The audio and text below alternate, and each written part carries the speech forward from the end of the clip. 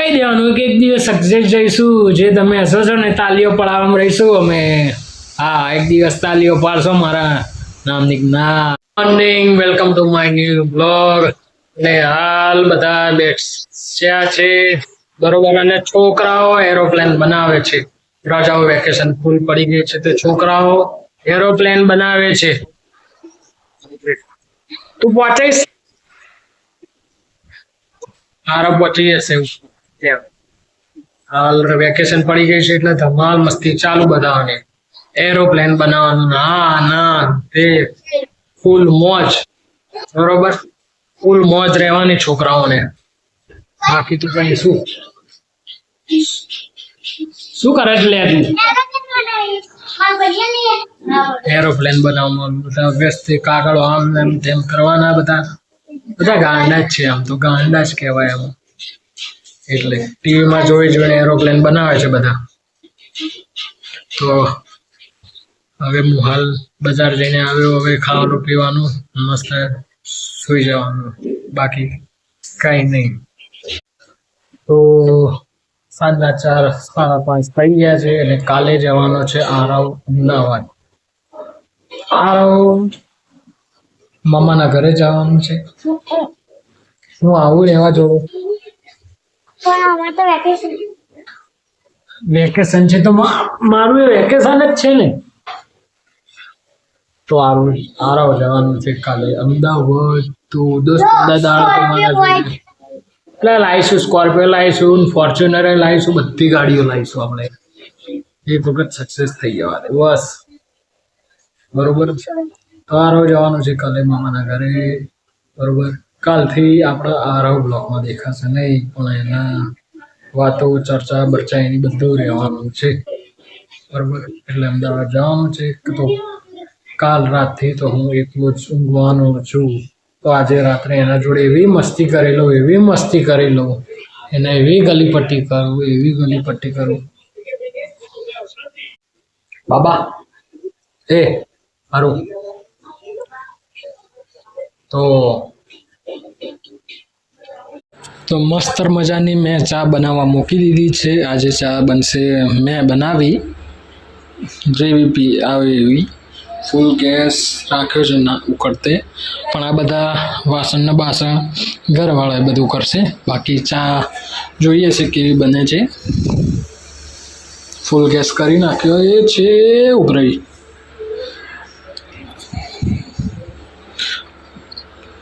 સાલું ઉભરાઈ ગઈ ચા તો. બાકી ચા મેં બહુ બધી વખત બનાવી છે ચા તો જોયું, પણ ફૂલ ગેસ કર્યો તરત ઉભરાઈ ગઈ ચા. બાપી ચા ઉભરાઈ ગઈ. નહીં ઉભરાઈ તો કાઢી ના દેવાય. ના, મેં ફૂલ ગેસ કર્યો તો 2 મિનિટમાં ઉભરાઈ ગઈ. એ મમ્મી. તો હાલ બજાર જઈને આવી ગયો ટેરિસ પર, કેમ કે અમારા કલોલમાં એક જગ્યાએ એવું આગ લાગી હતી દુકાનમાં, બીજા માળે. ત્યાં બધું ફાયર બ્રિગેડ આવી ગઈ, બધું આવી ગયું, સળગી ગઈ હતી આખી દુકાન. એટલે હાલ દુકાન જઈને આવ્યો, ઇસ્ત્રીના કપડાં બી લેવા ગયો હતો, પણ ઇસ્ત્રીવાળાએ હજી કપડાં બનાવ્યા નથી, કે તમે કાલ સવારે વહેલા આવજો. તો હવે કાલ સવારે વહેલો જઈશ, 8:30 વહેલા ઉઠવાનું ટ્રાય રોજ કરવું છે. કેમ કે 1-2 દિવસથી એવું થાય છે ને કે હું બ્લોગ એડિટ ને બધું કરવા જાઉં છું, પણ બધું ભૂલી જાઉં છું. પછી સવારે વહેલા હું ઉઠતો નથી. તો આજથી હવે કાલથી વહેલા ઉઠવાનું ચાલુ કરી દેવું છે મારે, 8, 8:30 રોજ ડેલી. કેમ કે હું રાત્રે પણ બ્લોગ એડિટ ચાલુ કરી દઉં છું, પણ સૂઈ જાઉં છું. આરવ થાક તો નથી લાગતો હોય તો મને, પણ આરવ જોડે હોય છે એટલે એને ઊંઘાડવા માટે થોડી વાર મોબાઈલ મૂકી દઉં છું. કેમ કે એર્યો પછી મને મોબાઈલમાં ચડતો જોઉં એટલે એના બી મોબાઈલમાં ચડવાનું જોવાશે. એટલે હું ઘણી વાર એના જોડે ઊંઘીને પછી હું સૂઈ જ જાઉં છું ડાયરેક્ટ. પછી અડધી રાત્રે 4 વાગે પાણી પીવા ઊભો થયું હતું, ત્યારે યાદ આવે કે યાર બ્લોગ એડિટ કરવાનું તો બધું રહી ગયું. કીધું હવે ચલો કાલ સવારે બનાવી બ્લોગ એડિટ કરીને શેડ્યુલ મૂકીને. એટલે વિડીયો બી લેટ આવે છે ને ઓડિયન્સ પણ એમાં ધીરે ધીરે એ થાય છે. બાકી બીજું કોઈ એ છે નહીં. 2 દિવસથી મારા જોડે સલંગ એવું થાય છે કે હું બ્લોગ મૂકવાનું ભૂલી જ જાઉં છું, શેડ્યુલ મૂકવાનું ભૂલી જ જાઉં છું. તો હવેથી રાત્રે જ પહેલાં બનાવી દઈશ, જેથી કરીને એ ના થાય. અને રહી વાત બીજી, અમુક લોકો જે મારા બ્લોગ જોવે છે રેગ્યુલર જોતા હોય કે મને કોઈ ખબર નથી, બરાબર. બાકી મને એવા વાયા સમાચાર મળ્યા છે કે આ બ્લોગમાં આગળ નહીં જાય. તો ભાઈ તમારે શું કામ છે હું આગળ જાઉં કે ના જાઉં? મારી મરજી છે, તમે થોડી એ કરવાના છો. હા, મેં યુટ્યુબ સ્ટાર્ટ કરી દીધું છે, યુટ્યુબર બનવું છે, બોલો. ગમે તે હોય. અમુક એવા માણસોએ આમ કીધું છે ને તો એ લોકોને હું મેસેજ પહોંચાડું છું, ભાઈ તારે શું છે, બરાબર. હું ગમે તે કરું, તારે શું છે? હું બનીને રહીશ, બરાબર. હું બનીને રહીશ. તારે મારા વિડીયો જોવા હોય તો જોવો, કે ના જોવા હોય તો ના જુઓ, બરાબર. હું એમનું અપમાન બી નહીં કરતો, પણ જેને મારા વિડીયો જોવા હશે એ રેગ્યુલર જોશે, બરાબર. બાકી કોઈ છે નહીં. બાકી તમે તમારું ઘર સાચવીને બેસો, બીજાના ઘરની પંચાયત નહીં કરવાની. હું ચોખ્ખું કહું છું, બરાબર. ચોખ્ખું કહું છું, તમે તમારું ઘર સાચવીને બેસી રહો, બીજાના ઘરની પંચાયત નહીં કરવાની. હું સક્સેસ જવું કે ના જવું એ મારા હાથમાં છે. હું રેગ્યુલર પોસ્ટ કરીશ, મહેનત કરીશ તો સક્સેસ જઈશ, બરાબર. તમારે પંચાયત કરવાની આવતી નથી કે આ કેમ આને યુટ્યુબ સ્ટાર્ટ કર્યું, બધું જ કરીશ હું. બાકી મને પણ હું ગુસ્સો બોલ્યો હોય તો સોરી.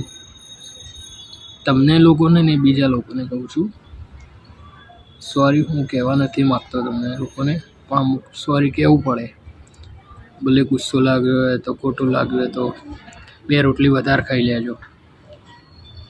બાકી હું રેગ્યુલર પોસ્ટ મૂકીશ ને બ્લોગ બી બનાવીશ, બરાબર. બાકી હું મહેનત કમ્પ્લીટ કરીશ.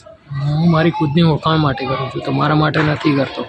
હું મારી ખુદની ઓળખાણ માટે કરું છું, તમારા માટે નથી કરતો. હું મારા ઘર માટે કરું છું, હું મારા ફ્યુચર માટે કરું છું. તો હું મારા રૂમમાં આવી ગયો અને જે પાછળ તમને જે દિવાલ દેખાય છે ને, એક્ઝેક્ટ 1 વર્ષ પછી ત્યાં પ્લે બટન લાગેલું છે, બરાબર. આજે તારીખ છે 15 એપ્રિલ 2026, બરાબર. તો 1 વર્ષ પછી 27માં ત્યાં પ્લે બટન લાગેલું હશે, બરાબર. કમ્પ્લીટ. એન્ડ મારો બેડરૂમ બી ચેન્જ હશે, બધું જ ચેન્જ હશે, પણ ઘર તો આ જ રહેશે. પછીથી ઘર તો આ જ રાખવાનું જ છે, બાકી બીજું કંઈ બદલવાનું નથી, બરાબર. હા, બાકી ઘર તો આર્યું જ રાખવાનું છે. અને હું ગાદલામાં જ ઊંઘવાનો છું, ગમે તે થાય, બરાબર. ભલે 15,000નું ગાદલું હોય કે 25,000નું ગાદલું હોય, એવું મસ્ત ગાદલું. ને આરુ બાબા જાય છે કાલે મામાના ઘરે, તો કે તમારે કંઈક ભાવુકપણે કંઈ કહેવું છે આરુ બાબા? હા, અમને યાદ કરશો? મિયાઉ કહેવું છે, બરોબર. અને મારા માટે શું લાવીશ અમદાવાદથી? એ તો કે તાર માટે કંઈ લાવીશ? તો મારા માટે ક્યાંથી લાવો તું? હું સોચવાની, એમાં લાવવા માટે સોચવાનું, બરોબર છે. તો આજે શું બનાવ્યું છે? દાલ બાટી. તો ઘરમાં આજે દાલ બાટી ટેસ્ટી બની ગઈ છે. હવે જોઈએ કેવી છે જમવામાં દાલ બાટી, મસ્ત, બરોબર. અને કાલે બનાવવાનું છે. શું બનાવવાનું છે? કાલ શું બનાવીશું? કાલ આજનું અત્યારે ખાઈ લે ને, ચાલ જો, બરોબર. જો મારો એના મેં ફ્રેન્ડશિપ બેન્ડ આપે તો, બરોબર.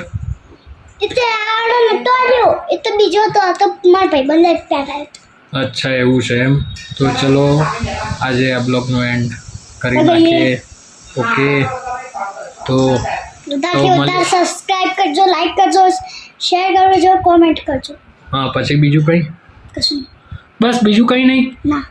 હા, બીજું કંઈ બળવાવાળાને કેવું જ? બળવાવાળાને વિડીયો જોઈને બળે છે. કયું બળવા? હા, વિડીયો જોઈને હશે એમના.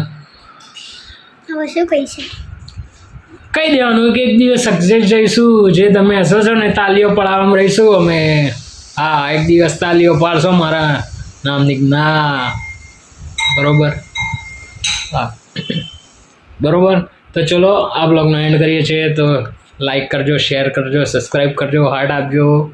હા, આ દિલ બનાવવા છે મસ્ત મજાનું. બરાબર. તો ચલો Tata, bye bye, C you, good night, take care.